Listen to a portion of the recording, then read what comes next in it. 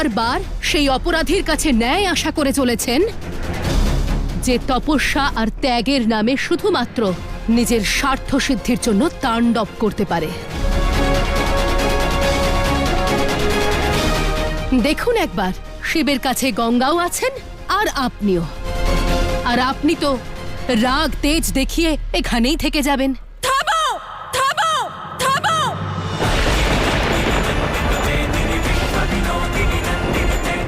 আর যদি তুমি শিব আর শক্তির মধ্যে কথা বলার প্রচেষ্টা করো তাহলে সংহার করব তোমার।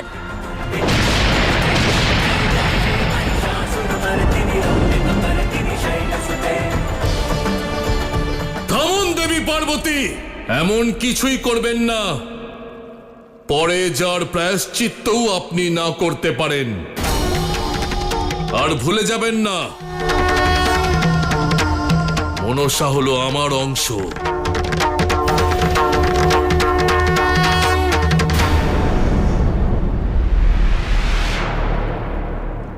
অংশের কথা মনে আছে আপনার মহাদেব?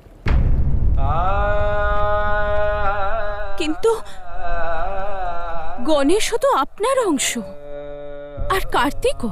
ভুলে গেছেন ওদের সঙ্গে কি ব্যবহার করেছিলেন আপনি? আর মহাদেব, আপনি তো বলেছিলেন শিব শক্তিকে পৃথক করার প্রচেষ্টাও যদি কেউ করে আপনি তার সংহার করবেন। তাহলে মনসা, ও তো আমাকে আপনার থেকে পৃথকই করতে চায়। ওর প্রতি এত উদারতা কেন? এত প্রেম কেন? কারণ ও শুধু আপনার অংশ, আমার কোনো অংশ নেই ওর মধ্যে, সেই জন্য।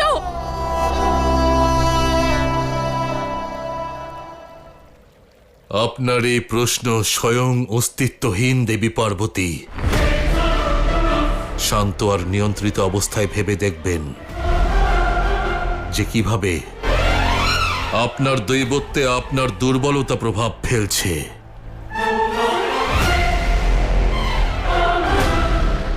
আজ কোনো পক্ষপাতিত্ব হবে না।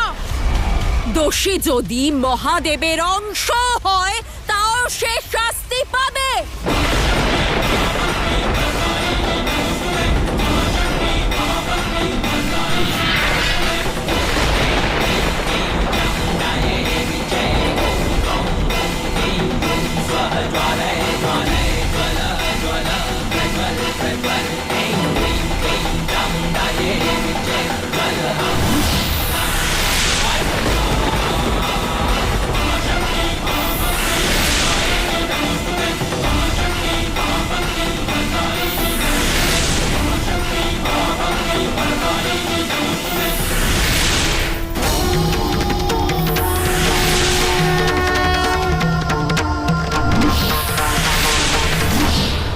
মনসা!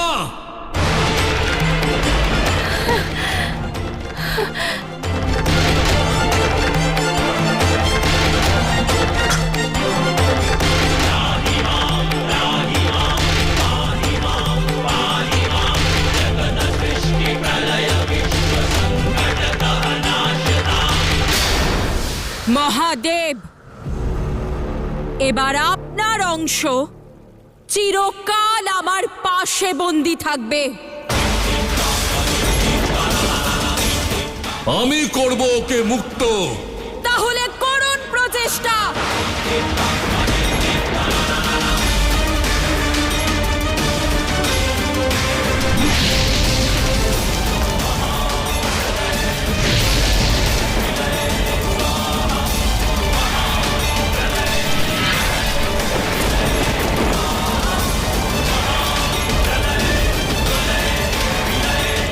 আমার ক্রোধ আর অশ্রু দ্বারা নির্মিত অগ্নি মহাদেব, এই রেখা আপনি অতিক্রম করতে পারবেন না। করুন প্রচেষ্টা। শক্তির শক্তিকে আহ্বান জানিয়ে আপনি জয় হতে পারবেন না মহাদেব।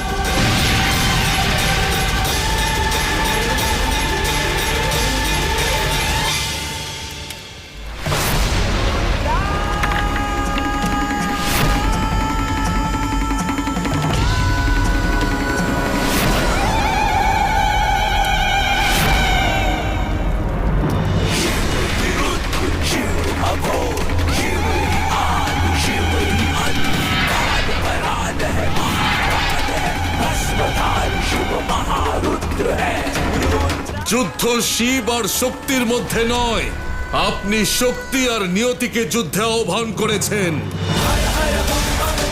আপনি আজ আপনার চিন্তা, আপনার বোধ সবকিছু বিস্মৃত হয়েছেন। যদি শক্তি নিয়তির বিরুদ্ধে গিয়ে থাকে তার কারণ যথাযথ মহাদেব। এই দ্বন্দ্বের সূচনা আপনি করেছেন আমার ক্রোধ, আমার প্রশ্ন, আমার আবেগের প্রতি বিমুখ হয়ে। আমি আপনার থেকে বিমুখ হইনি। আমি দেবী পার্বতীর সেই রূপের প্রতি বিমুখ হয়েছি যে উত্তর নয়, বিনাশ চায়, বিনাশ চায়।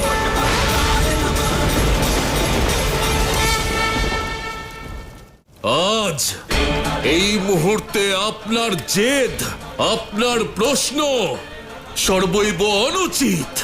আমার দৃষ্টিতে আমার জেদ উচিত, আমার প্রশ্ন উচিত, আর আপনার জন্যও এটাই উচিত হবে যে আপনি আমার প্রশ্নের উত্তর দিন মহাদেব। যদি প্রশ্ন হতো তাহলে শিব উত্তর অবশ্যই দিত, কিন্তু যে সম্পর্কের মধ্যে সন্দেহের অগ্নি প্রজ্বলিত হয় তখন কোনো উত্তর তাকে প্রশমিত করতে পারে না।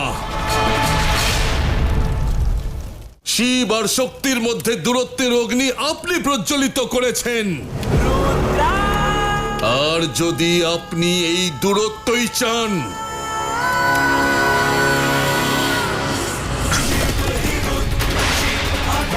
তাহলে তথাস্তু, তাহলে তথাস্তু।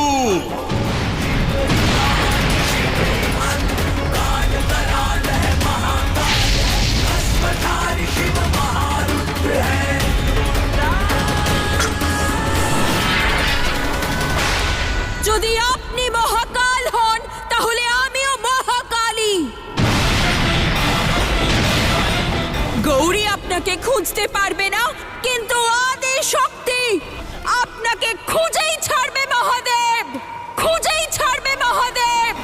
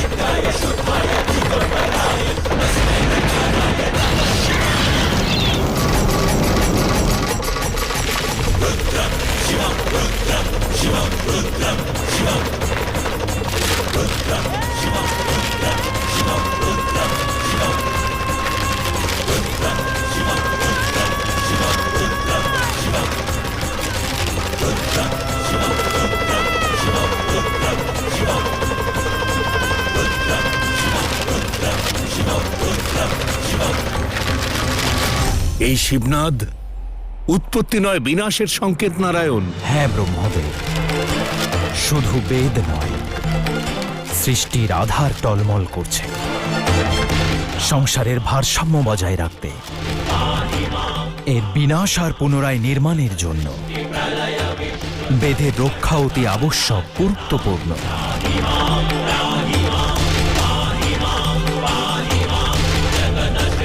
এর আগে আমি অসুরদের থেকে বেদ বাঁচিয়েছিলাম, কিন্তু এবার যদি বেদ রক্ষা না করা যায় তাহলে তাহলে জ্ঞানের ওপর অজ্ঞানী অসুরদের অধিকার হয়ে যাবে।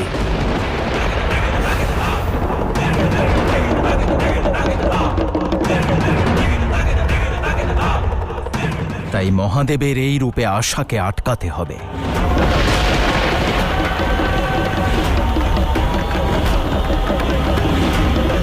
নইলে এই সমগ্র সংসারে বিনাশ অবশ্যম্ভাবী।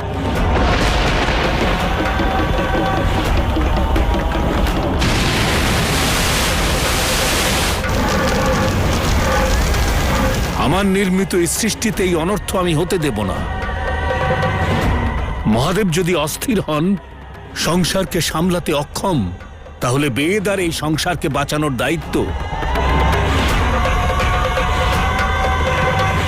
এবার ব্রহ্মাকে পালন করতে হবে। এবার ব্রহ্মাকে পালন করতে হবে। এবার ব্রহ্মাকে পালন করতে হবে।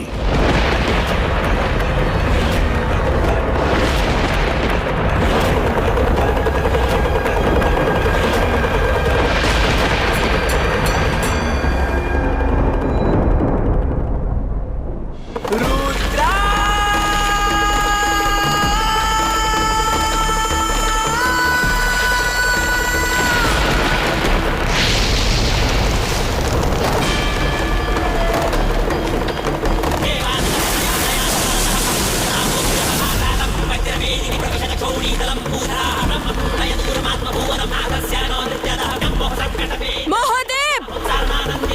মহাদেব!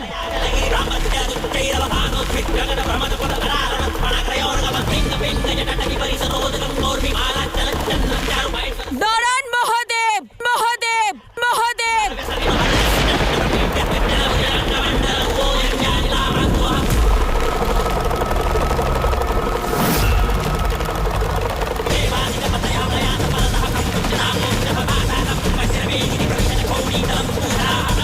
শিব!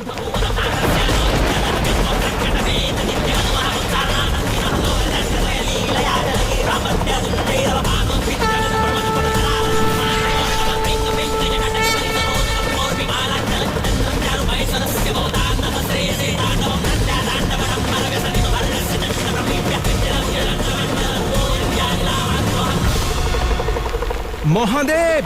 মহাদেব! মহাদেব! দেবী পার্বতীর যে উদ্দেশ্যকে না বোঝার কারণে উগ্র হচ্ছেন, সেই উদ্দেশ্য ভুলে যাবেন না মহাদেব। আপনার উদ্দেশ্য হলো জনকল্যাণ। এই সংসার আপনার দ্বারাই স্থির। যদি আপনার ডমরুর সুতো ছিন্ন হয়, তাহলে সমগ্র সংসার প্রাণহীন হয়ে পড়বে, প্রাণহীন হয়ে পড়বে, প্রাণহীন হয়ে পড়বে।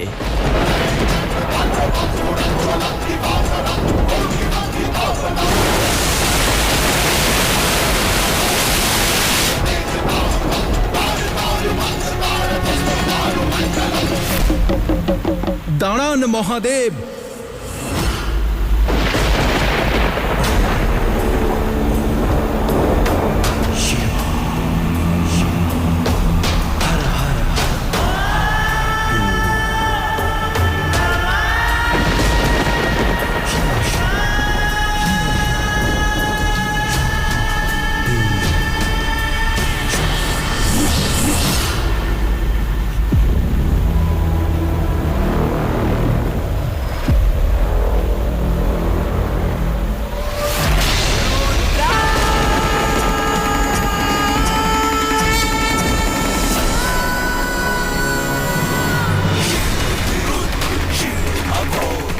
মহাদেব,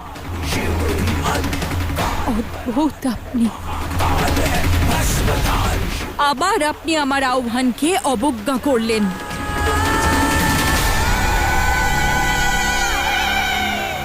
আবার আপনি আমাকে ক্ষুদ্র আর গুরুত্বহীন প্রমাণিত করলেন, গুরুত্বহীন প্রমাণিত করলেন।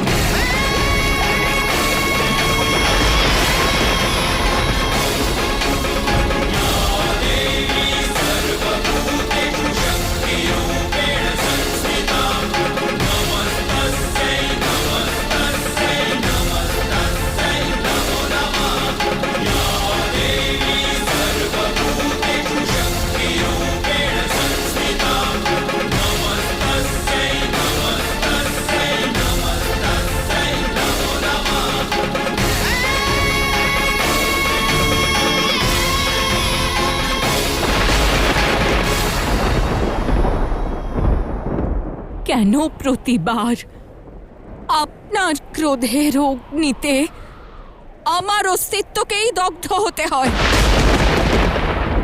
কেন প্রতিবার আমার হৃদয় ভঙ্গ হয়? আর কেন প্রতিবার আমাকেই আপনাকে খুঁজতে আসতে হয়? কেন?